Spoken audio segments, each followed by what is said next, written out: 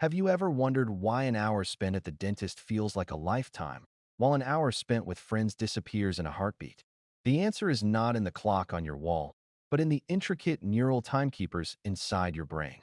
Unlike your sense of sight or hearing, which rely on specific organs like your eyes or ears, time perception is a distributed system. It involves several different parts of your brain working together to stitch your reality into a single, flowing timeline. One of the most fascinating things about your internal clock is that it is not absolute. Instead, it is highly subjective and relative. Your brain actually has legions of assorted clocks that all tick at different rates. Some parts of the brain handle tiny fractions of a second to help you catch a ball, while others keep track of decades of memories. When you are bored or in pain, you pay more attention to the passage of time itself. This increased focus makes your internal clock tick faster in your mind, which makes the external minutes feel much longer. In contrast, when you are having fun, your attention is focused elsewhere, and your brain effectively compresses time, making it feel like it is flying by.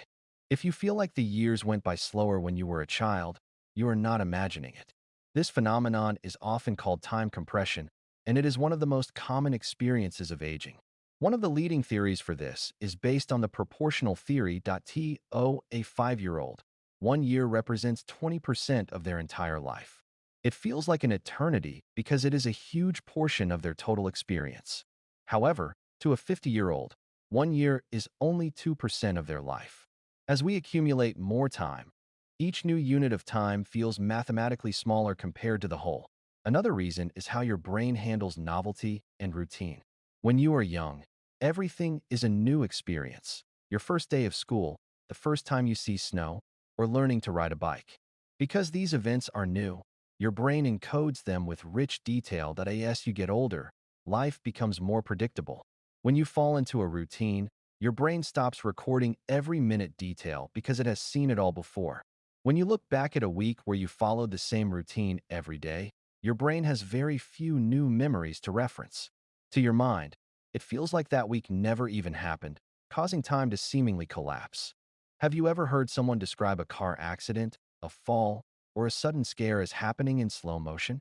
This isn't just a trick of the movies. It is a very real, documented survival mechanism often called the slow motion perception effect. When your brain perceives a life-threatening situation, it triggers an immediate and massive surge of adrenaline. This chemical cocktail forces your body into a state of hyperfocus, where your survival becomes the only priority. Researchers have discovered that during these high-stress moments, a specific part of your brain called the amygdala kicks into high gear. The amygdala is the area responsible for processing fear and emotions. When it takes over, it begins recording memories with much higher resolution and density than it does during a normal, calm afternoon. Essentially, your brain switches from a standard definition camera to a high-speed camera, taking many more pictures per second of the world around you. The interesting twist is that you don't actually process the world faster in the moment. Instead, this is a trick of retrospective time perception. Because your brain has stored a massive amount of detailed data for a very short event, when you look back at that memory even a second later, your mind interprets the event as having lasted much longer. Your brain thinks, there is so much information here, that must have taken a long time to happen. This matrix-style effect serves a vital purpose. By creating such a thick, detailed memory log, your subconscious mind can navigate a crisis with more mental space. It turns a chaotic fraction of a second into a navigable landscape, allowing you to make split-second decisions, like swerving a car or catching a falling child. That would be impossible if your brain were idling in its normal, relaxed state.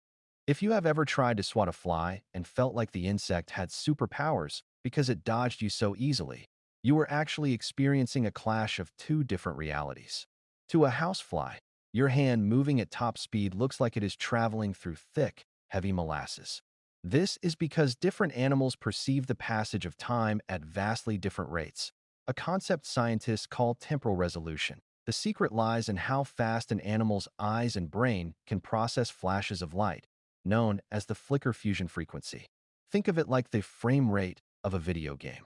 Humans see the world at a certain number of frames per second, but smaller animals with high metabolic rates, like flies or small birds, see many more frames per second than we do. For a fly, the world is essentially playing in extreme slow motion. This gives them plenty of time to see your slow hand coming and escape before you even get close. That on the flip side, larger animals with slower metabolisms, like a giant tortoise, likely perceive time as moving much faster. To a tortoise, a human walking past might look like a blurry, high-speed ghost. This biological speed limit is tied directly to how much energy an animal burns. The faster you live, the slower the world seems to move around you. Even among humans, there are slight variations. Research suggests that elite athletes can actually train their brains to increase their flicker fusion rate during a game. This allows a professional baseball player to track a 90-mile-per-hour fastball as if it were a much slower object, giving them the extra time they need to make contact. By mastering their visual processing speed, they are effectively living in a slightly different time stream than the fans in the stands. Now that we understand how the brain constructs time, the ultimate question is, can we actually control it? While we cannot stop the physical clock on the wall, scientists and psychologists believe we can consciously stretch and expand our internal experience of life. This is the art of subjective time expansion, and it all comes down to how we feed information to our neural processors. The most effective way to slow down your perception of time is to seek out novelty. Remember from part 2 that routine is the time killer.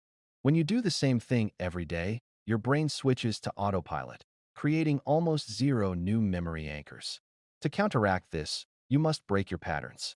Taking a new route to work, learning a complex skill like playing an instrument, or even traveling to an unfamiliar city forces your brain to work harder to map the environment.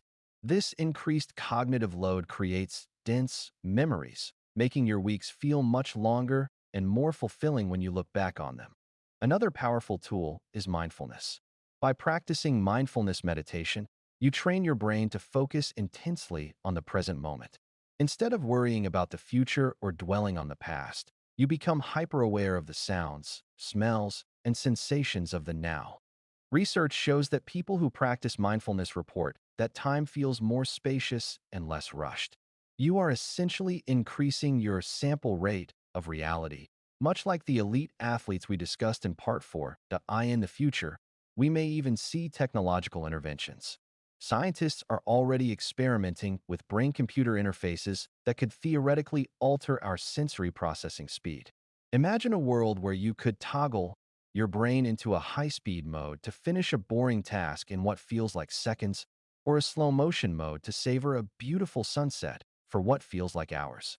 Until then, the best way to live a long life is simply to keep it unpredictable, detailed, and vibrant.